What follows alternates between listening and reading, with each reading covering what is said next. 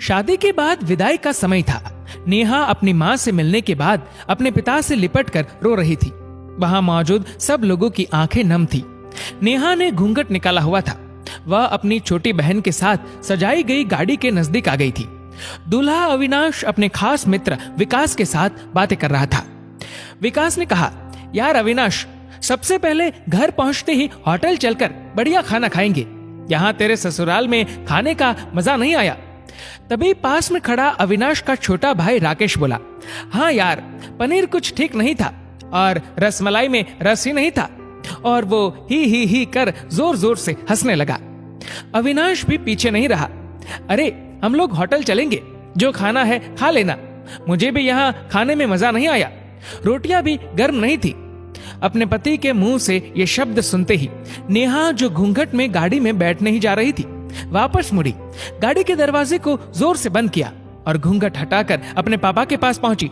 अपने पापा का हाथ अपने हाथ में लिया और बोली, मैं ससुराल नहीं जा रही पिताजी, मुझे ये शादी मंजूर नहीं। ये शब्द उसने इतनी जोर से कहे कि सब लोग हक्के बक्के रह गए। सब नजदीक आ गए। नेहा के ससुराल वालों पर तो जैसे पहाड़ टूट पड़ा। मामला क्या था ये किसी की समझ में नहीं आ रहा था। तभी नेहा के ससुर राधेश्याम जी ने आगे बढ़कर नेहा से पूछा, लेकिन बात क्या है बहू? शादी हो गई है, विदाई का समय है, अचानक क्या हुआ कि तुम शादी को नामंजूर कर रही हो? अविनाश की तो मानो दुनिया उजड़ने जा रही थी। वह भी नेहा के पास आ गया, अविनाश के दोस्त भी। सब लोग जानना चाहते थे कि आखिर ऐन वक्त पर क्या हुआ कि दुल्हन ससुराल जाने से मना कर रही है। नेहा ने अपने पिता दयाशंकर जी का हाथ पकड़ कर रखा था। नेहा ने अपने ससुर से कहा, बाबूजी, मेरे माता पिता ने अपने सपनों को मारकर हम बहनों को पढ़ाया लिखाया व काबिल बनाया है। आप जानते हैं एक बाप के लिए बेटी क्या मायने रखती है।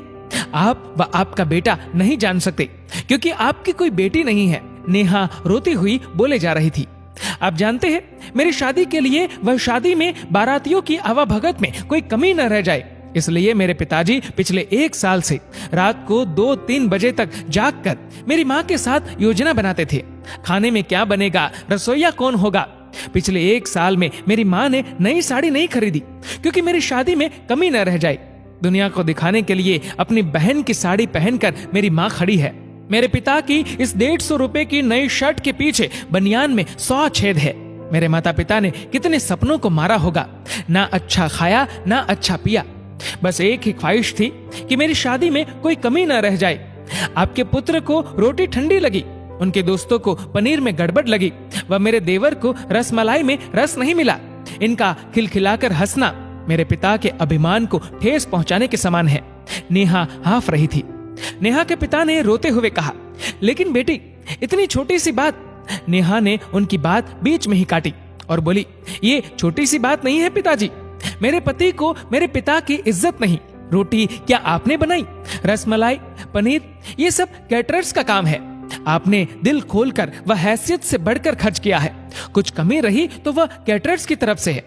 आप तो अपने दिल का टुकड़ा अपनी गुड़िया रानी को विदा कर रहे हैं। आप कितनी रात रोएंगे क्या मुझे पता नहीं। माँ कभी मेरे बिना घर से बाहर नहीं निकली। कल से वह बाजार अकेली जाएगी। जा पाएंगी? जो लोग पत्नी या बहू लेने आए हैं वह खाने में कमियां निकाल रहे हैं। मुझ में कोई कमी आपने नहीं रखी। ये बात इनकी समझ में नहीं आई। दयाशंकर जी ने नेहा के सर पर हाथ फिराया। अरे पगली, बात का बतंगड़ बना रही है। मुझे तुझ पर गर्व है कि तू मेरी बेटी है, लेकिन बेटा इन्हें माफ कर दे। तुझे मेरी कसम, शांत हो जा। तभी अविनाश ने आकर दयाशंकर जी के हाथ पकड़ लिए। मुझे माफ कर दीजिए बाबूजी, मुझसे गलती हो गई। मैं उसका गला बैठ गया था, रो पड़ा था वह। तभी राधेश्याम जी ने आगे बढ़कर नेहा के सर पर हाथ रखा। मैं तो बहू लेने आया था, लेकिन ईश्वर बहुत कृपालु है। उसने मुझे बेटी दे दी, वह बेटी की अहमियत भी समझा दी। मुझे ईश्वर ने बेटी नहीं दी, शायद इसलिए कि तेरे जैसी बेटी मेरे नसीब में थी। अब बेटी, इन नालायकों को माफ कर दे। मैं हाथ जोड़ता हूँ तेरे सामने। मेरी बेटी नेहा मुझे लौटा दे। और राधेश्याम जी ने सचमुच हाथ जोड़ दिए थे। वह नेहा के सामने सर झुका दिया। नेहा ने अपने ससुर के हाथ पकड़ लिए। बाबूजी, राधेश्याम जी ने कहा। बाबूजी नहीं, पिताजी। नेहा भी भावुक होकर राधेश्याम जी से लिपट गई थी। दयाशंकर जी ऐसी बेटी पाकर गौरव की अनुभूति कर रहे थे। नेहा अब राजी खुशी अपने ससुराल रवाना हो गई थी। पीछे छोड़ गई थी आंसुओं से भीगी अपने माँ पिताजी की आंखें, अपने पिता का वह आंगन जिस पर कल तक वह चहकती थी।